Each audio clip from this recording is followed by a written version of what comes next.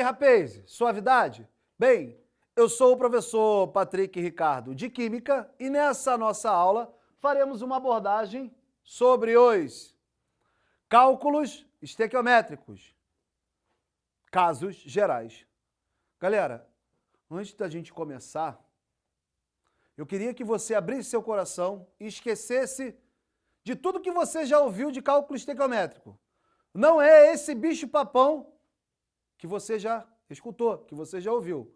Então, mais uma vez, abra seu coração e venha aqui comigo. Os cálculos estequiométricos, como vocês podem ver aqui na lousa, são cálculos que fundamentam-se no fato de que a proporção da quantidade de matéria entre os reagentes e os produtos numa reação é constante e é dada pelos coeficientes estequiométricos. Gente, eu vou dar uma outra roupagem para definir o que é cálculo estequiométrico.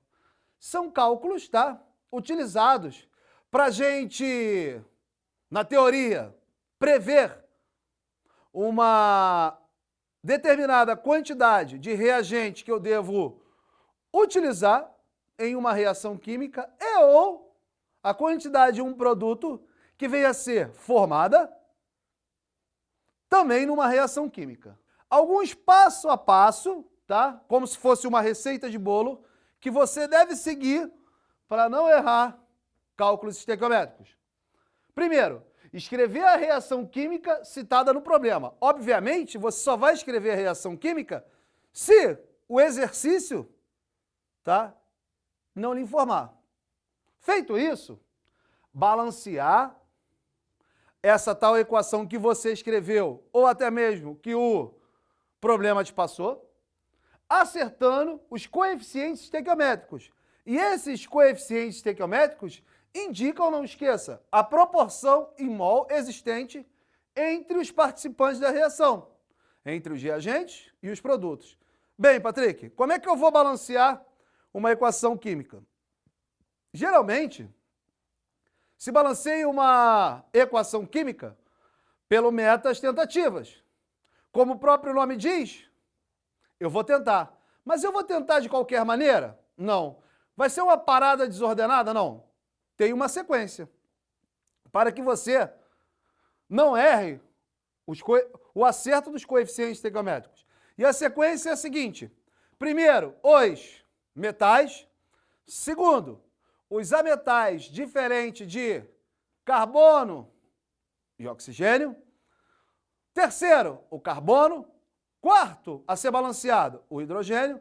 E, por fim, o oxigênio. E outra coisa, estabelecer uma regra de 3 a partir da relação fundamental. Bem, eu quero também te dizer o seguinte, que quando eu pensar em cálculo estequiométrico, me vem a ideia de quê? De estabelecer uma regra de 3.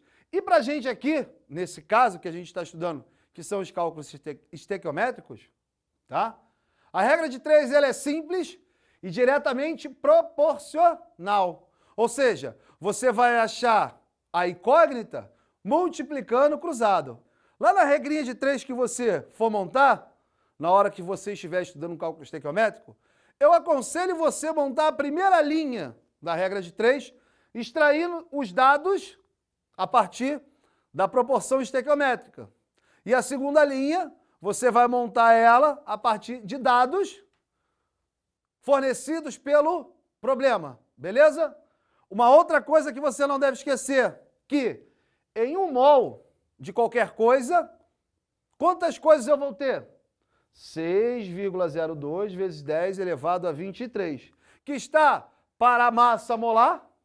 E, se você estiver trabalhando com gás, nas condições normais de temperatura e pressão, CNTP, o volume ocupado por 1 mol dele corresponde a 22,4 litros. Vamos lá. Imagina que você tem esta situação, que ele fala assim, qual a massa de NaOH que vai ser formada na reação entre 1 kg de carbonato de sódio com hidróxido de cálcio. Bem, observem que ele já me deu a equação e se você reparar, ela também está balanceada, cujos coeficientes estequiométricos são 1 para o carbonato de sódio, 1 para o hidróxido de cálcio, 2 para o hidróxido de sódio e 1 para o carbonato de cálcio. Então eu tenho 1 mol do carbonato de sódio reagindo com 1 mol do hidróxido de cálcio, produzindo 2 mols do hidróxido de sódio e 1 mol do carbonato de cálcio. Bem, gente, na hora que você for pensar em montar a proporção estequiométrica, você vai montar em cima de quem? Da substância que ele me dá a quantidade e da substância que ele pede. Então, ó, 1 mol do carbonato de sódio está para 2 mols do hidróxido de sódio. Agora eu vou montar a primeira linha da minha regra de 3, com base em quem? Na proporção estequiométrica. Entretanto, se faz necessário aqui eu modificar de mol para unidade de massa. Como é que eu faço isso? Eu calculo a massa molar. Então vamos lá, vou calcular a massa molar do carbonato de sódio. Massa atômica do sódio, lá na tabela, 23, carbono 12, oxigênio 16.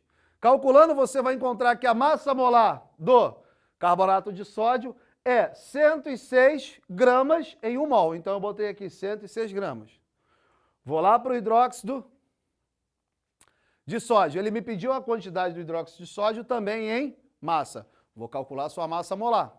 Sódio, massa atômica, lá na tabela, 23, oxigênio 16 e hidrogênio 1. Calculando a massa molar do hidróxido de sódio, você vai encontrar que ela é igual a 40 gramas por mol, ou seja, 1 mol de hidróxido de sódio, 40 gramas. Mas eu produzi 2 mols, então isso implica dizer que eu produzi 2 vezes 40 gramas. Então, 106 gramas do carbonato de sódio está para 2 vezes 40 gramas de quem? Do hidróxido de sódio. 1 quilo, ou seja, 1000 gramas, estará para uma massa M. Multiplicando isso aqui cruzado, a massa do hidróxido de sódio formada é igual a 754 gramas. Bem, gente, para finalizarmos, vou fazer uma síntese aí da nossa aula, valeu? Conceituamos o que é cálculo estequiométrico, fizemos uma abordagem dos casos gerais, tá? Falei para vocês, passo a passo da receitinha de bolo que devemos seguir e também mostrei para vocês um exemplo prático. Muito obrigado pela sua atenção, um forte abraço, um beijo no seu coração e ó, tira uma fotinha aí, valeu? Tchau, tchau!